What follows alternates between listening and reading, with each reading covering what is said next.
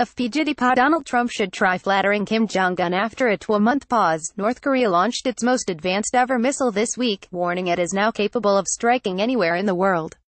That has led to calls from hawks in the U.S. for military action against Kim Jong-un's vile regime.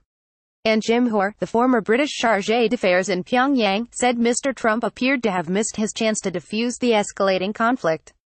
He said of the newest launch, it's certainly not surprising in one sense.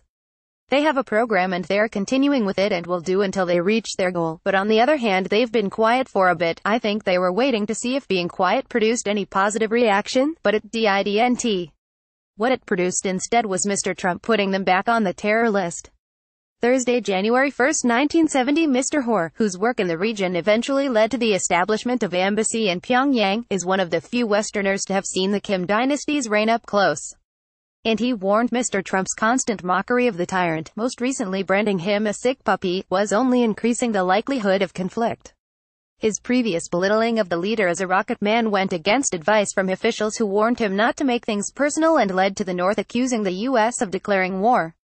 The president used the insult again this week, tweeting the Chinese envoy, who just returned from North Korea, seems to have had no impact on little rocket man.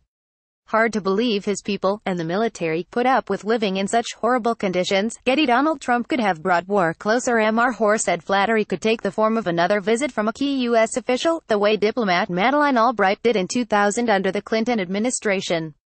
He said Kim Jong-un certainly reacted positively to engagement with the U.S. and the visit of Madeleine Albright and so on. I've always thought that's some form of more formal recognition, accepting he's a powerful person. Whether you think so or not, respect and flattery, if you like, is perhaps the most important thing. All the things Trump does are not designed to do that.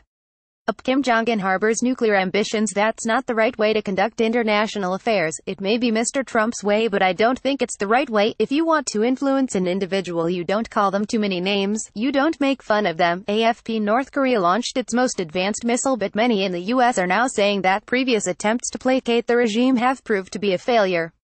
And some think the crisis can only be solved by either accepting a nuclear-armed North Korea or taking military action. John Bolton, former U.S. ambassador to the UN, warned this week that the U.S. would now have to follow up its hardline threats with action.